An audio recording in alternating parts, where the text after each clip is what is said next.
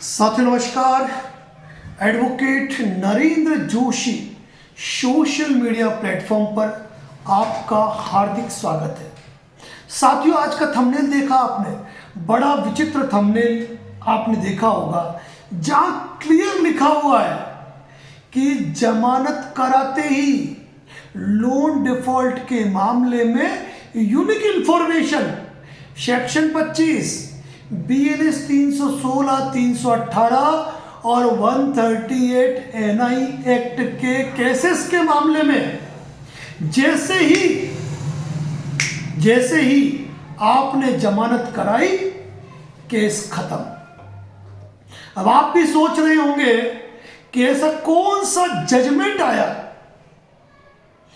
माननीय सर्वोच्च न्यायालय की कौन सा लैंडमार्क नजीर आई या किस हाईकोर्ट ने ऐसा जजमेंट पास किया कि हम आज इस टॉपिक पर बात कर रहे हैं।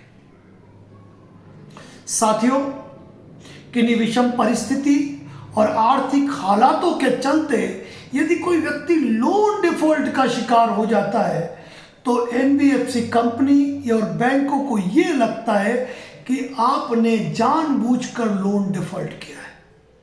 येन केन प्रकारेण साम दाम दंड भेद, रिकवरी एजेंट के हरेसमेंट, रिकवरी कॉल के हरेसमेंट, फर्जी नोटिसेस की बाढ़ लगा दी जाती है उस राशि को रिकवर करने पर। लेकिन जब इन चीजों से उनके लोन की वसूली नहीं हो पाती है तो फिर उनको एक ब्रह्मास्त्र नजर आता है और वो ये नजर आता है कि जहां आप निवास कर रहे हैं उस निवास स्थान से 1000 किलोमीटर दूर, 2000 किलोमीटर दूर आपके ऊपर सेक्शन 25 का, BNS 316, 318 का या 138 का मुकदमा कर दिया जाए। अब कंपनियां ये करती भी है। देखने की बात यह है कि संपूर्ण देश के 90% मुकदमे केवल और केवल कलकत्ता के अंदर फाइल होते हैं। तो सोचने वाली बात है कि NBFC कंपनियां कानून को ताक पर रखकर किस तरीके से अपना काम करती जा रही है। अब यहां पर एक नियम है, वो नियम यह है कि यदि किसी कंपनी ने आपके विरुद्ध लोन डिफॉल्ट के मैटर में यदि कोई कानूनी कार्रवाई कर दी है, चाहे वह सेक्शन 25 हो, 138 NI एक्ट हो, BNS 316, 318 हो, आर्बिट्रेशन हो, सिक्योर्ड लोन के मैटर में सरफेसी एक्ट ही क्यों ना हो, जब ये कार्रवाई वो कर चुके होते हैं, ऐसी स्थिति में उनको लोन रिकवरी करने का अधिकार प्राप्त नहीं है। यानी कि आपके विरुद्ध राशि को प्राप्त करने के लिए लोन डिफॉल्ट के मैटर में यदि मामला सब जुडिश हो चुका है, न्यायालय में जा चुका है, आर्बिट्रेशन की प्रक्रिया इनिशिएट हो चुकी है, तो ऐसी स्थिति में बैंक या NBFC रिकवरी का एक्ट नहीं कर सकती है। यदि कोई रिकवरी एजेंट आपके घर पे आके आपसे रिकवरी करे और ऐसी स्थिति में जब आपके खिलाफ कानूनी कार्रवाई हो रही है तो बाकायदा आप खुले रूप से कह सकते हो कि भाई कानूनी कार्रवाई कर दी है, बात खत्म हुई। अब पैसा कोर्ट से वसूल करना, आर्बिट्रेशन की प्रक्रिया में गए हो तो आर्बिट्रेशन की प्रक्रिया को पूरी होने दो, वहां से पैसा वसूल करना। आपने एडवोकेट नरेंद्र जोशी की कई कॉल रिकॉर्डिंग सुनी होगी जहां हमने इनके लीगल मैनेजर, इनके लॉयर, इनके फर्जी रिकवरी एजेंट की पूरी तरीके से सैंडविच कॉल रिकॉर्डिंग पेश की हुई है हमारे यूट्यूब चैनल और फेसबुक पेज पर। तो थोड़ा सा हम ये कहते जरूर है कि जो भी साथी advocate Narendra Joshi WhatsApp channel जिसने फॉलो नहीं किया है वो फॉलो कर लीजिए। कारण ये है कि हमारे द्वारा और आशु जी अग्रवाल साहब द्वारा जो धुलाई होती है ना बिना डिटर्जेंट के, उनके वीडियो लिंक हम वहाँ पोस्ट करते हैं, आपको ढूंढने की ज़रूरत नहीं पड़ती है। तो ऐसी स्थिति के अंदर जब वो कानूनी कार्रवाई कर चुके हैं तो उनको राशि रिकवरी करने का कोई अधिकार प्राप्त नहीं है। अब इन कंपनियों ने आपके खिलाफ सेक्शन 25 की कार्रवाई की, 316, 318 की कार्रवाई की, 138 की कार्रवाई की। अब इन सारी कार्रवाई को करने के लिए एक प्रोसेस फॉलो होता है। अब वो प्रोसेस क्या फॉलो होता है कि सबसे पहले आपको इनको एक लीगल नोटिस देंगे, आपको ये अपने एडवोकेट के थ्रू ये आपको एक लीगल नोटिस देंगे। सेक्शन 25, 316, 318 या फिर आप जो 138 की बात करते हैं उसकी 15 दिन का नोटिस आता है कि 15 दिन के अंदर आप जो है राशि जमा कराए, अदरवाइज आपके खिलाफ under section 25 payment and settlement act या फिर 138 नेगोशिएबल इंस्ट्रूमेंट एक्ट या फिर BNS 316, 318 के तहत हम आपके विरुद्ध कंप्लेंट फाइल करेंगे।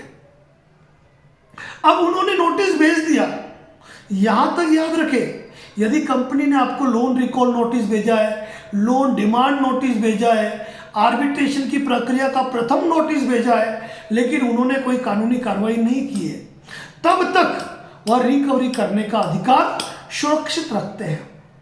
लेकिन बात क्या आ जाती है कि 15 दिन के भीतर आपने पेमेंट का जवाब नहीं दिया, पेमेंट नहीं किया, आपने नोटिस का जवाब दिया नहीं दिया अलग बात है। अब आपके खिलाफ मामला कोर्ट में चला गया। अब कोर्ट में चला गया तो पहले 25/9/2025 से पहले तो क्या था, प्री कॉग्निजेंस नोटिस जारी होते थे।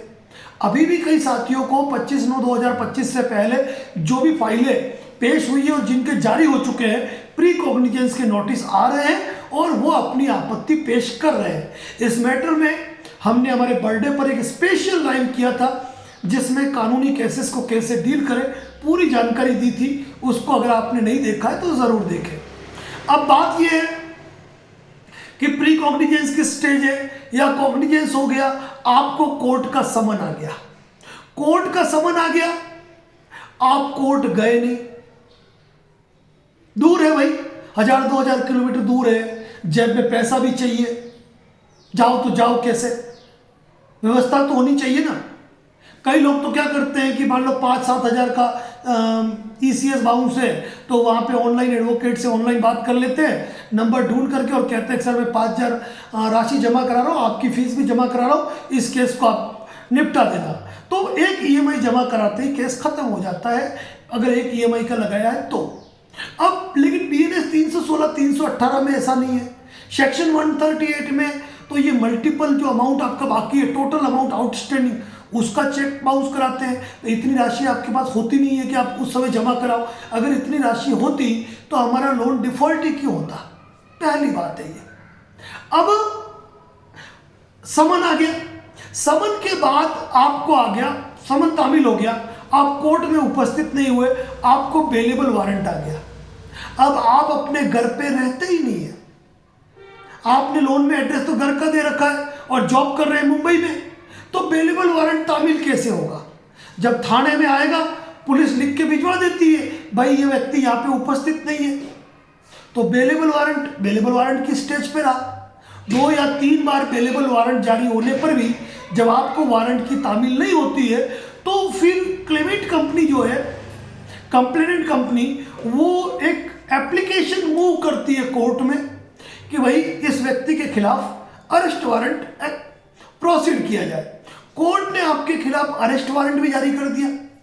अब आप अपने एड्रेस पे हो ही नहीं, मुलाकात आपकी हो ही नहीं रही है। ऐसी स्थिति में किस तरीके से आप पर वारंट की तामील होगी, किस तरीके से तामील होगी? आप हो ही नहीं, जगह पे मौजूद ही नहीं हो। दूसरी बात, कई बार क्या हो जाता है साथियों कि पुलिस भी अगर आपको कभी किसी मामले में अरेस्ट करती है, ठीक है ना, तो उसको कहाँ लेके जाना है? कलकत्ता। 2000 किलोमीटर दूर लेके जाना है, कैसे करे पुलिस? पुलिस खुद आपसे कहती है कि वारंट रिकॉल करा लो मेरे भाई, या वारंट वहां जाके जमानत करा के आप हमको रुका दे दो। क्योंकि 2000 किलोमीटर का सफर में आपको ये कहता हूं ना, आपको एक स्पीड पोस्ट करनी पड़ती तो क्या कहते हो, सर पोस्ट ऑफिस 50 किलोमीटर दूर है, पोस्ट ऑफिस 50 किलोमीटर दूर है, यहां 2000 किलोमीटर का सफर करना है, ठीक है ना। कलकत्ता, मुंबई, जयपुर, चंडीगढ़, अहमदाबाद, जहां भी मुकदमे करते हैं दूर दूर की जगह पर करते हैं। ऐसी स्थिति में किस तरीके से पुलिस परेशान हो रही है, सोचो भाई। जो व्यक्ति जा रहा है वही अगर उसका मुकदमा होगा तो वो जल्दी प्रोसीड भी होगा, लेकिन इनका काम क्या है? इनका काम है मेंटली हरेसमेंट करना, कि व्यक्ति डर जाए, दबाव में आ जाए, मन चाहे तरीके से सेटलमेंट हो जाए। और इसीलिए ये कुछ पुलिस वालों से व्यवहार भी रखते हैं, और समन आए या नहीं आए, अवेलेबल वारंट आए नहीं आए, पुलिस के माध्यम से फोन कराते हैं, पुलिस वेरिफिकेशन के नाम से फोन कराते हैं, फर्जी तरीके होते हैं सारे। छोड़ो, उनकी बात मैं नहीं करूंगा। अब बात क्या है? बात बड़ी ये है कि मुझे जो YouTube वीडियो का आज का थंबनेल है उसका टॉपिक क्या है कि सेक्शन 25, 138, BNS 316, 318, जैसे ही आपने जमानत कराई केस खत्म। पिछले कुछ समय से मुझे हमारे साथियों के फोन आ रहे हैं और वो ये पूछना चाह रहे हैं कि सर रिकवरी एजेंट आया और वो कह रहा है, वो ये कह रहा है कि आपने जमानत करवा दी, वो केस तो खत्म हो गया, वो केस तो खत्म हो गया, अब सेटलमेंट करो या फिर EMI चालू करो। सर वो ऐसा क्यों कह रहा है? ऐसा इसीलिए कह रहा है कि दे नो वेरी वेल, वो बहुत अच्छे तरीके से इस बात को जानते हैं कि केस में जमानत करा ली, जमानत कराने के बाद केस चलेगा प्रोसिक्यूशन एविडेंस पर, यानी कि सबसे पहले जमानत के बाद आरोप सारांश होगा, चार्ज सुनाया जाएगा, चार्ज सुनाने के बाद क्या होगा? एफिडेविट पेश होगा एविडेंस का, उसके बाद एग्जामिनेशन ऑफ चीफ यानी कि मुख्य परीक्षा होगी, जिसमें सारे डॉक्यूमेंट मार्क करने हैं, और आप पहले ही अपना ऑब्जेक्शन दे चुके हो सेक्शन 25 पे।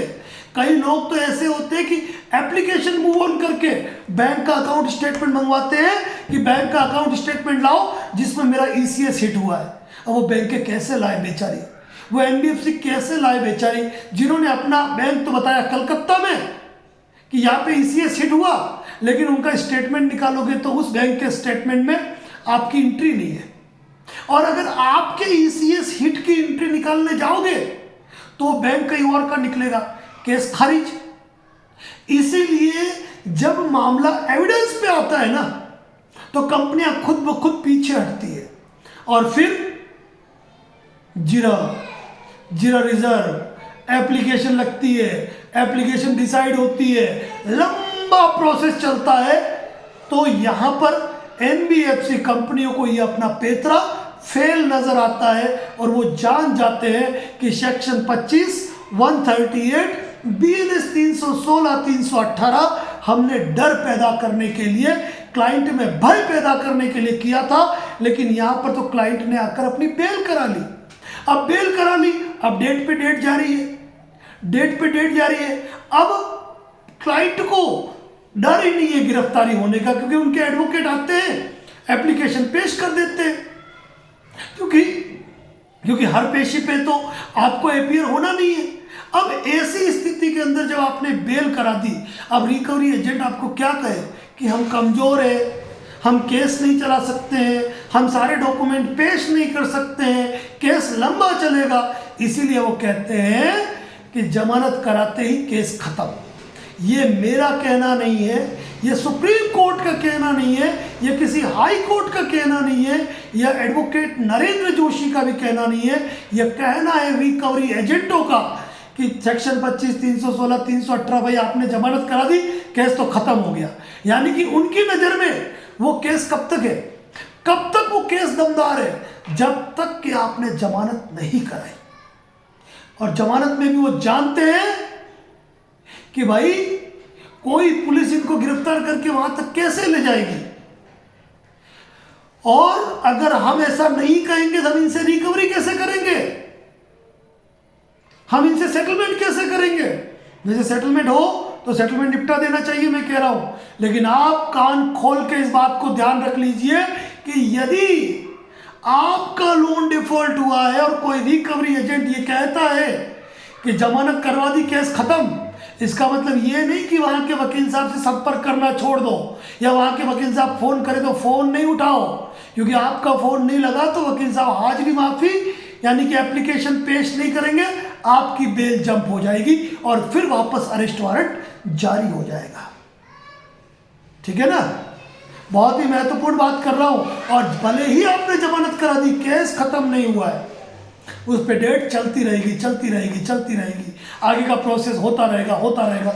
लेकिन इस बीच में अगर आपको सेटलमेंट का अच्छा प्रस्ताव आए तो आपको स्वीकार कर लेना चाहिए। ये ध्यान रखिए, मामला निपटाना है, आज नहीं तो कल निपटाना, जीवन में आगे बढ़ना है।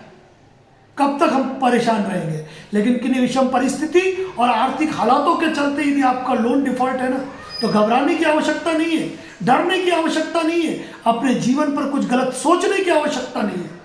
अपने आप को मजबूत करें, मजबूती के साथ लड़ें, अपने आप को सशक्त बनाएं। ठीक है ना? ये विषम परिस्थिति आज है, कल नहीं रहेगी, हम निकल जाएंगे इस दौर से, ये भरोसा रखें। जिन विषम परिस्थिति और आर्थिक हालातों से लोन डिफॉल्ट हुआ है, प्रायर नोटिस नहीं भेजा है तो भेजें। रिकवरी एजेंट के इंटीमेशन लेटर और व्हाट्सएप पे रिकवरी एजेंट नोटिस बनाए। सेक्शन 25 138 आर्बिट्रेशन, जितने भी नोटिस है उनका जवाब दीजिए, जिसका जवाब जरूरी है। रिकवरी एजेंट से बात कैसे करें? वैसे तो मैं कहता हूं किसी का फोन उठाना आवश्यक नहीं है, जरूरी नहीं है, लेकिन फिर भी अगर फोन उठाओ तो अपने दहाड़ने की आवाज हमेशा मजबूत रखो। किसी एरे गेरे नत्तू खेरे की हिम्मत नहीं होनी चाहिए कि आपको बोल ले। साथियों, अगर recovery agent, legal manager, lawyer या जितने भी लोग परेशान करते हैं, उससे अगर बातचीत करने का तरीका सीखना हो ना, तो एक बार हमारे WhatsApp channel advocate Narendra Joshi associate पर मूव करें। और 2-4 दिन पहले हमने हमारी ढेर सारी रिकॉर्डिंग पोस्ट कर रखी है यूट्यूब की, एक साथ लिंक है, उस पे जाए, सारी रिकॉर्डिंग सुने। और इसके बाद कहता हूं मैं, डेप्ट सॉल्यूशन एक्सपर्ट आपका सारथी हमारा यूट्यूब चैनल है, जहां हम फर्जी रिकवरी एजेंटों का पोस्टमार्टम करते हैं, खुले तरीके से देख सकते हैं, घबराने की आवश्यकता नहीं है। और यदि लीगल कार्रवाई कर दी है तो किसी रिकवरी एजेंट को की हिम्मत नहीं है कि वह आपसे रिकवरी करे। बस ध्यान रखना कि जब बात करो ना तो रिकॉर्डिंग मोड पे करो। रिकवरी एजेंट से रिकॉर्डिंग मोड पर बात करने का आपका अधिकार है, उसे कोई रोक नहीं सकता है। ये चीज़ ध्यान रख लीजिए, ठीक है ना? और बाकी फ़ोन वगैरह आए तो उठाना नहीं उठाना आपकी मर्जी की बात है, आप कोई प्रतिबद्ध नहीं हो इस चीज़ के लिए। कभी कभी रिकवरी एजेंट कहते हैं, जब हम उनको आरबीआई गाइडलाइन पढ़ाते हैं कि क्या आपने एग्रीमेंट में लिखा था कि आप लोन डिफॉल्ट करोगे, तो हमारे लोन एग्रीमेंट में ये भी नहीं लिखा था कि थर्ड पार्टी रिकवरी एजेंट हमको हरेसमेंट करेंगे, गालियों की बात करेंगे, हमारी कॉन्टैक्ट लिस्ट को एक्सेस करेंगे, फर्जी केस करेंगे, फर्जी तरीके से नोटिस बना के भेजेंगे। एक बात ध्यान रखना, भगवान श्री कृष्ण ने महाभारत के अंदर एक बात कही थी, अन्याय जब तक जिंदा है जब तक कि अज्ञान जिंदा है। इस चीज को ध्यान रखिए। और दूसरी बात, ब्रह्मास्त्रों का जवाब ब्रह्मास्त्रों दे दिया जाता है और कई चीजें इग्नोर करनी होती है। कौन कौन से नोटिस को इग्नोर किया जाता है हमने बता रखा है। साथियों, यदि किन्हीं विषम परिस्थिति और आर्थिक हालातों से मल्टीपल लोन डिफॉल्ट है ना, हमारे सारे वीडियो देख लीजिए, सारा तनाव मिट जाएगा। किसी लीगल एक्सपर्ट को हायर करने में असमर्थ है, हमारे यूट्यूब चैनल की मेंबरशिप पे चले जाइए, हर नोटिस का जवाब मिल जाएगा। और यदि हमसे बात करना चाहते हैं तो नंबर दिया हुआ है, उस नंबर पे लीगल सपोर्ट व्हाट्सअप कर दीजिए, ऑफिस का नंबर है, डिटेल आपको आ जाएगी। बने रहे advocate Narendra Joshi YouTube channel पे इसी प्रकार के लीगल अपडेट और कानूनी जानकारियों के लिए। और एक उम्मीद तो करता हूँ, एक उम्मीद, हमारी रिकॉर्डिंग जो भी होती है ना, इस वीडियो को शेयर करें ना करें, लेकिन जो हमारी रिकॉर्डिंग होती है उनको जरूर शेयर करें। बहुत कुछ सीखने मिलता है साहब, जनता को बहुत कुछ सीखने मिलता है। कई ऐसे लोग हैं जो हमसे कभी नहीं जुड़े, लेकिन उन्होंने हमेशा हमारे वीडियो देखकर अपने मामलों में लोन सेटलमेंट करवाए, रिकवरी एजेंटों से राहत पाई है, आर्बिट्रेशन के नोटिस के जवाब दिए और अपने जिंदगी को नए सिरे से जिया है। इसी के साथ जय हिंद, जय भारत, जय मेवाड़।